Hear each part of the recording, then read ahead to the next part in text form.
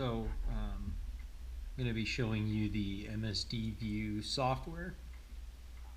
This is used for the direct ignition systems that MSD has right now.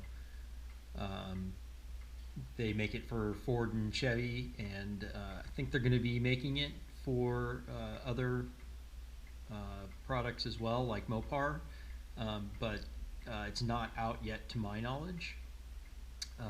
You'll excuse me, I'm not really a YouTuber. I don't do videos very often, but I thought this would be helpful because nobody really uses this system yet, and I like technology, and coil per plug systems are really the standard now. They have been for 20 years in production vehicles, so you know, it makes sense to get rid of cap and rotor, right? MSD has this system, and I did a lot of research on it before I bought it, and it really seems to be designed and built well, like most of MSD's products that I've used historically. I've used ProBillet distributors and the 6A and AL boxes for years. I just wanted to show you guys what their newest product is. A little bit about the controller and the direct ignition system before I go into the software. It is a coil per plug system. It's got a microcontroller, and it uses one of their dual sync distributors, and it really is just a dual sync distributor without a cap and rotor. They've just got a cover cap that goes on it. I guess I should make a video of that too, but it has a cam and crank sensor installed inside of it. So that's how they get the sequential firing order that you need, because otherwise, if you just had if you didn't have the cam and crank sensor, then you wouldn't stay in sync. So that's a big piece of it. It uses that to control the coil per plug system. So this is the MSD View software. I'll open it up here. It is Windows based. So I'm running this on my Mac, but it's on a virtual machine. I'm going to kind of fumble through this a little bit because it's been a little while since I've looked at it, but there are default pieces of software in your default files, rather, depending on which system you buy. It has all of the preset files in here that you can kind of start with, depending on which system you have. I believe the direct ignition system is a 6015 for the Chevy. I'm not sure if it's different for Ford or not, but it's easily Googleable, or go to MSD's website. But I know the 6015 is the default files. So they give you a sample, and you can actually open this sample, and it'll kind of have like the basic, you know, firing order options and things like that for a Chevy. I know that I think it's is it the 4-7 swap or 5-7 swap? I forget what it is, that some folks do, but it has all those options kind of pre-built in there. I won't open the sample file. I'll open up the file that I have for my truck, which is essentially this file. I based it off of this file, and all I did was write the timing curves. I really didn't change all that much. If I were to plug into the unit right now, a little bit about the unit. It's USB. It comes with a USB cable. It's a USB-A to mini USB. It's kind of an interesting interface. It's not micro USB like you see frequently. But if you plug into it and you open up this software, it'll actually detect it, and it'll show it in this window. It's all kind of automatic. So you plug it in, it'll actually show you your system online. It'll show you the model number here. Obviously, I'm not sitting in front of my truck right now, otherwise I'd plug it in and show you, but it just shows up here. You can double click it, open it up, and you'll be online live with it, but the file looks the same whether you're online or offline. The only difference is it'll actually show you stats, and you can control a few things when you're online with it, like like locking the timing at 15 degrees, and I'll talk about that in a minute. So I'll actually close this. I'm going to open up my file that I have. I actually have the file for this, and I have the file for my Phytech fuel injection system. I keep that in a revision control system, so that way I know what I've changed. I'm going to do a video about revision control later, but that's not really important. Most people don't care about that. They want to see this software. So this is the software. This is the basic options that you have in here. So there's, you know, your basic settings. You tell it what engine type it is. They actually have built in here for Chrysler. I think it's because the firing order on a Chrysler is the same, but they don't make this unit for a Chrysler yet, or you know, Mopar. But anyways, you have some options in here. Ford or GM Chrysler. You have the basic firing orders. Everybody knows 184366572. It's ingrained in your head. That's the standard type. The coil type, there is two options in here. I went with the one that the kit said to go with. Obviously, if you know more about what coils you have, you know, if it's LS1 and 6, you'd select that. The ones that it came with are LS3 coils, I believe. Doesn't really matter. It told me which ones to set it to because I bought it as a kit, but you know, obviously you'd figure out which coils you'd want to select. Basic rev limiter settings. I have mine set at 6,500 RPM. And then there's a few other settings in here that you can use if you're doing a launch. I think it's got an input for that where you can actually flip a switch and it changes the launch rev limiting. You know, that's if you're drag racing, if you want to latch it or not. Idle timing control. Idle timing control is used if you have fuel injection, and this is really handy for those folks who are running Phytechs or snipers, and you're using this to control your timing, because your fuel injection is not going to control your timing. This is. Your fuel injection is simply going to get a tach signal from this, just as it would if you weren't using timing control. This is a really neat feature, and it's one of the things that I really like about this. I didn't know it when I bought the system that it had this feature, but I discovered it when I started kind of pre-programming this, and I saw this setting and I wanted to know what it was. One of the things that I was fighting with my mechanical advanced distributor was I needed really lightweight springs in it to keep the idle, or to get my advance curve early. But what was happening was, because the springs were so light, right where it was idling around 750, 800 RPM, it would start to advance slightly. So what would happen was it'd get a little bit of advance in the distributor, and the fuel injection would try and fight that. So, you know, it would change the idle air control because it was seeing the RPM raise because the timing was going up, and then it would fluctuate. The two things would oscillate, kind of really annoying. It wasn't anything that I couldn't deal with. It just didn't idle very. It idled fine. It just didn't idle near as clean as it could have. And MSD kind of came up with this thing called the idle timing control. There's two options: you can enable or disable it. I have it enabled because they designed this specifically for cars that are fuel injected. I don't know too much about how it works, but what it does is it varies what your idle timing is. So if you were to set it and you say you wanted 15 degrees, you know, anywhere underneath 800 RPM, you know, so anywhere your idle speed, where you'd expect your idle speed to be, you wanted 15 degrees. It actually is going to vary that to compensate correctly for what your fuel injection is trying to do. So it stabilizes, and it's kind of unbeknownst to the fuel injection. It doesn't know this. It simply keeps the IAC from fluctuating by adjusting the idle timing.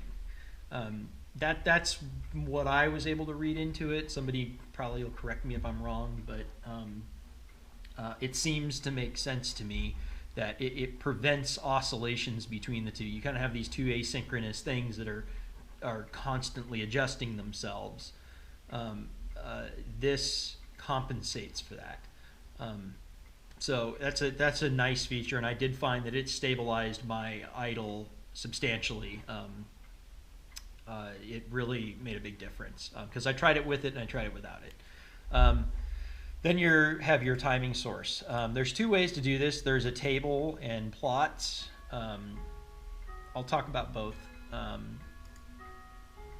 Plots is what I opted to use just because I don't need a fancy timing curve in a 3D table. They offer that. It's probably very useful for racing purposes or higher RPM purposes. There's a lot of variability or adjustability built into this system if you want it. If you want it to kind of act as a distributor with a vacuum advance, it does that too. That's all I needed for the street, and it works well. I'm sure I could probably play with this 3D table. I kind of did a little bit, and I was like, yeah, this is not worth the effort because it's not going to gain me anything, at least on the street. That's how you set the basic settings and where you want your timing source to be. So if we go to timing here, it's kind of interesting. It's a little bit funky the way that they did this. So timing, there's plots and table. This is a 3D table. I'm not using it, but you could potentially set this up if you wanted to. It's based on engine speed and manifold absolute pressure, and it kind of maps it all out really well if you want. Depending on what your vacuum is and what your engine speed is. So this is probably the best way to gain good mileage or top peak performance. I just didn't spend the time on setting this table up really the way that I would need it. So I opted to do plots. We'll go to the engine speed first. So under timing, plots, and engine speed, here are the three kind of points that I picked. So actually this file's a little bit old. This is just one that I had on my desktop here. I've updated it since, but I picked kind of 3 points that I wanted it to kind of draw a basic curve. I've since made this a little bit more advanced, but this is, the purpose of this conversation, I think that this is adequate enough to get you up and running, and that's really kind of the point. Once you kind of play with the software, you'll learn to kind of customize the things that you want. But a lot of it's, hey, I want to understand how to get my system up and running. I bought this thing. I'm not really a computer guy, but I want to figure it out. And I want to get it up and running, and that's, everybody's usually pretty happy. That's 95% of it. So this will get you up and running. So the way that I figured it was you tend to want to run more advance at idle than you do when you're trying to start it, because the more advanced you run when you try and start it, it makes it harder to start. And that's one of the nice things, is very precise where the timing is going to be versus a distributor, which is not so precise. So at 0 speed, I wanted it to have 10 degrees of timing, because I know if I'm cranking and I'm at 300 or 400 RPM, it's going to be somewhere between 10 and 11 degrees before top dead center, which is going to make it pretty easy to start. I actually am running a lot more timing at idle now. I think I'm running 15 or 16 degrees at idle, which helps. With the distributor, it was a little bit more difficult. I ran less base timing with the distributor because there's a number of reasons that I did that. But I found if you don't run enough timing at idle, you get the gas stench because you're not getting complete burn, But you don't want to run too much timing as well, because, and it depends on, of course, depends a lot on how your engine's built, but you you don't want to run too much timing at idle, because then you can start pinging, and that's something that you don't want. But I found my motor's about 9.5 to 1 compression, so it's not real high compression. It's got about as much cam in it as it can take at that compression. I have no trouble idling it at 15 to 18 degrees. It doesn't, even on a hot day, it won't ping. Between 0 and 800 RPM, I'm actually at 15 degrees. Like I said, this is an old file. So you can see where the points are on here. I want all my timing in at 2250 RPM, because that's the way my motor's built with the cam that it's got in it. It needs to have its full advance at this speed. That changes a lot depending on how your build is. I couldn't give you advice on that in this video, because it changes with so many different things.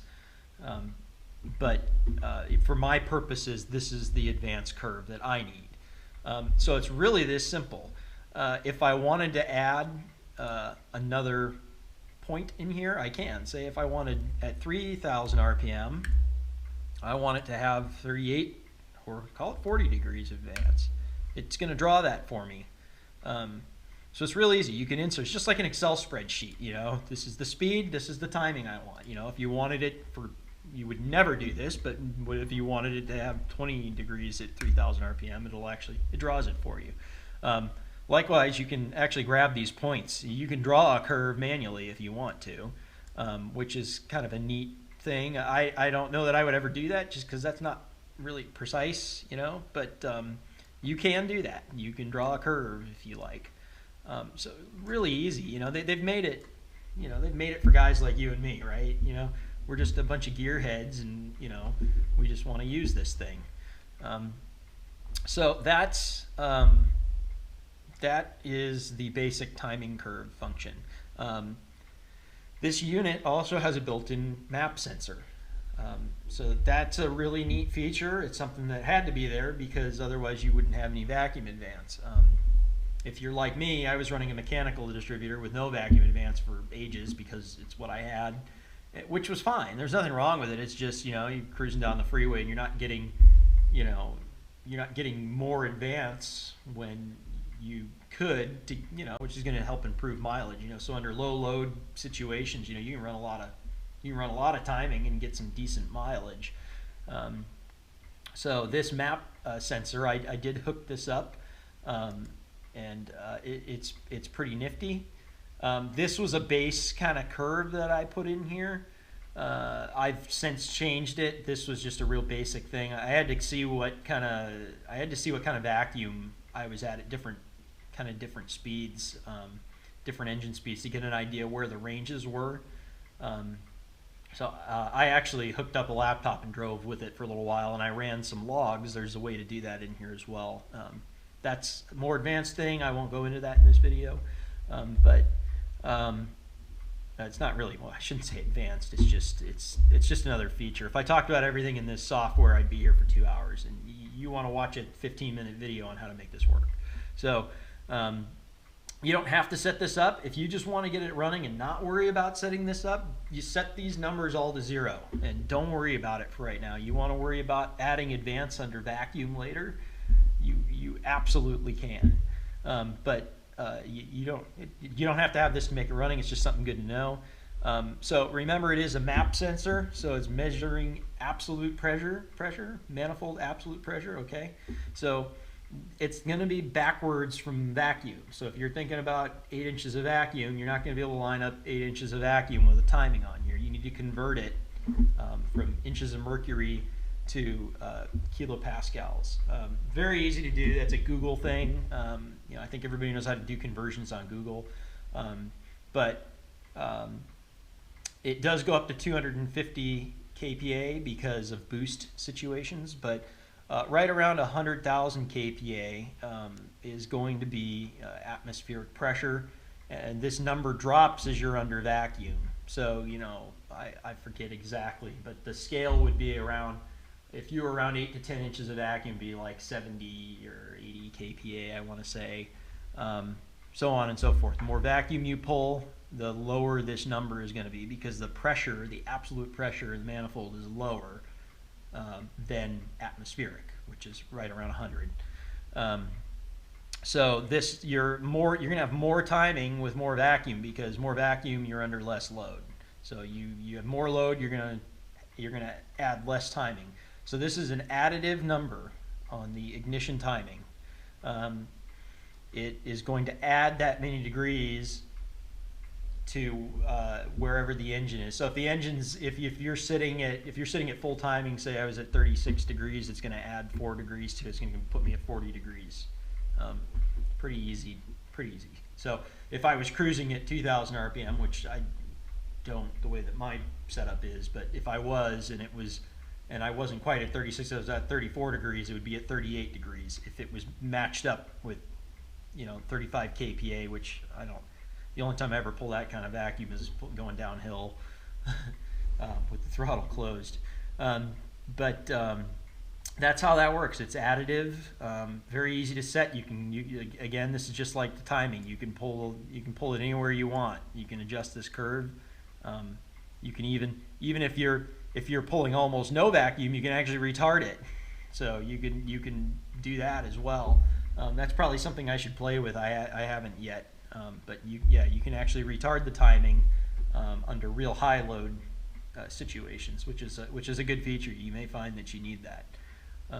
That's the basic setup in here. There's a whole host of other features. You can change the timing per cylinder, which is really neat. I didn't have any need to do that. I'm sure that if you wanted to eke every little shred of horsepower out of your motor, you could play with this and probably get some really precise timing. It's neat. You can change the timing per cylinder. That's just, that's leaps and bounds ahead of a distributor. There's this other cool thing. I didn't install the temperature sensor. I have it, but you can actually put a coolant temperature sensor into the system, and you can advance or retard the timing depending on what the coolant temperature is. This is a basic curve that came in this, and this one kind of makes sense. At negative 38 degrees, I'm sure this is in Fahrenheit. At negative 38 degrees, and on Fahrenheit or English or standard or versus metric, you can change the units in here. There's a button. There's a button in here to change the units under View. Just something good to know in case anybody wants to use the metric system. But generally, you can withstand more timing with colder coolant temperatures or engine temperatures in general than you can with higher temperatures. So if you want to retard the timing a little bit with engine temperature, you can do that. It has that feature built in. Pretty self-explanatory. I think it's a neat thing. I didn't install it just because I've never needed it before, so why put it in? I don't deal with extremely cold temperatures. I live in Southern California, so it's pretty even keel.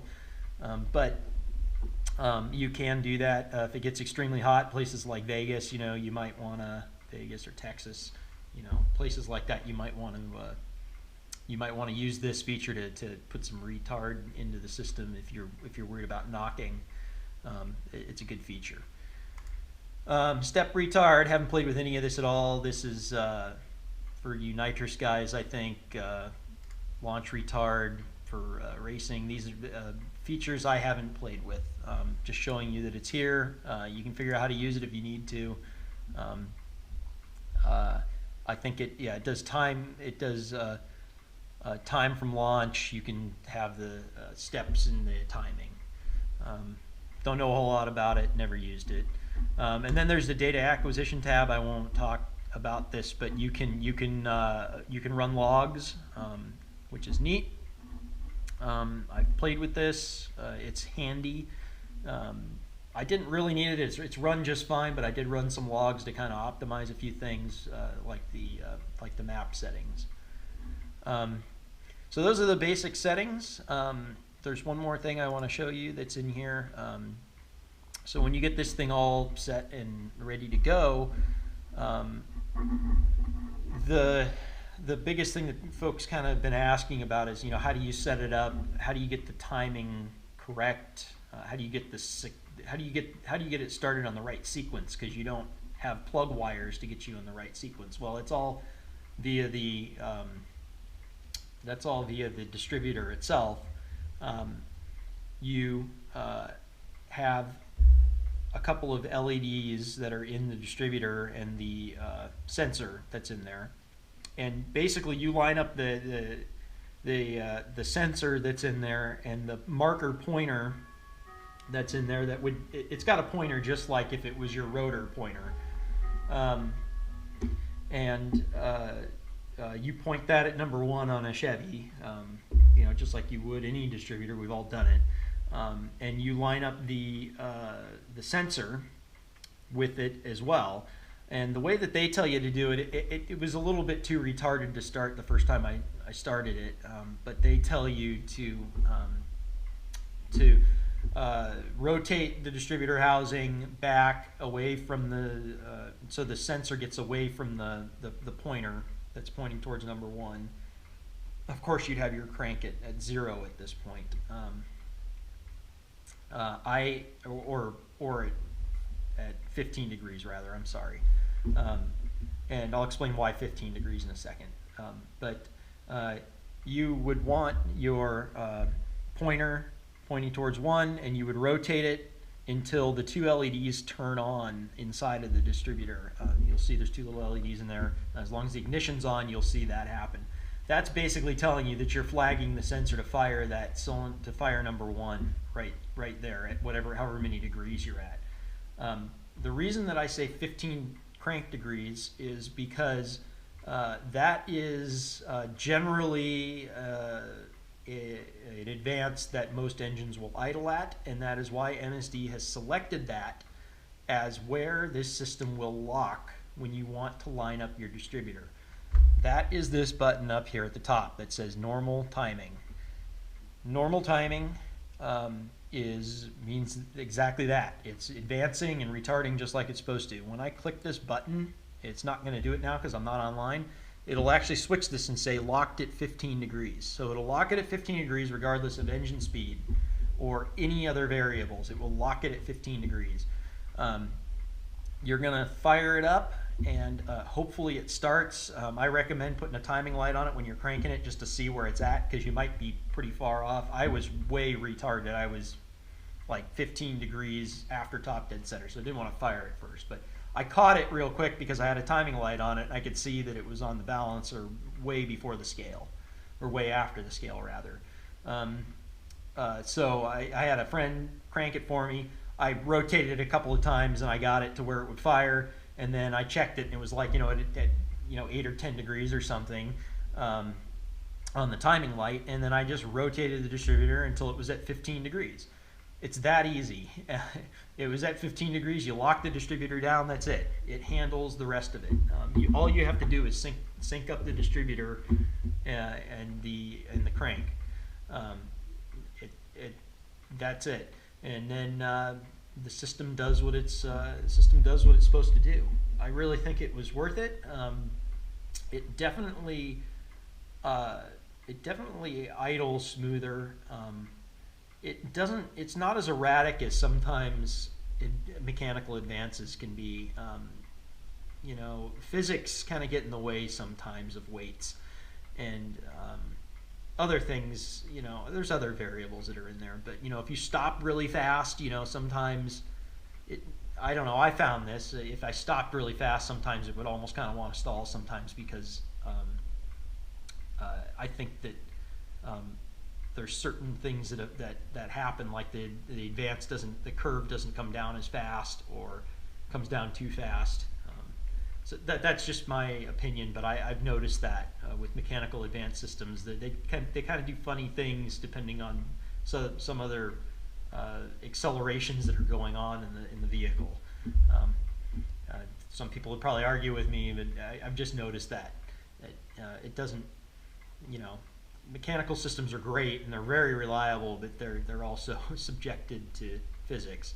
This system is not. It follows the curve to the letter of the law. And that is what's really nice about it. I mean, I've got a decent sized cam. I'm 230, 238, and I'm lifting like 570, 590 in a big block Chevy. And it's on 110s. It's not a big cam, but it isn't small either. You know, it's a hydraulic roller. It's got a decent lobe to it. It's got a lot of overlap for cam that size on the street. If I'm driving and I pull up to a stoplight and I got the radio turned up, you know, yeah, I can't feel it loping where I used to. You know, anybody knows they've driven something with a decent sized cam, and you can feel it idle, because engines are extremely inefficient when they've got big cams. They just don't. They just, you know, a big cam is not designed to idle. You know, that's why they lope, and they're extremely inefficient. But it really smoothed out my idle a lot. You know, I'm sure that's because of the precision that's in the system. Also, the other thing that you get with this is your coils now have a lot more time to recharge. You're not firing your coil every time a cylinder fires. You're firing it every 8th time that the engine cycles, or that you're firing it every 8th time, right? If you've got an 8-cylinder, that is that's also a nice feature. It gives your coil a lot more time to charge. It makes coils run cooler. You also don't have the gap. Obviously, that's the big thing. You don't have the gap between your cap and rotor. You have less electrical noise in the vehicle because of that, which for you folks that have EFI that have experienced RPM noise, I'm talking to you FiTech guys, this will help that. You're going to run into less problems with that. You know, there is a huge amount of EMF when you jump an air gap with a spark. That causes noise, so that'll go away. In general, I think that this system is really well worth it. So this is the basic software. There's some monitoring gauges over here also, and you can custom set these. You can pick them down here. There's a whole host of other things in here, but in general, that's the basics of the MSD View and the direct ignition system. Some information on the direct ignition system. So hopefully you found this helpful.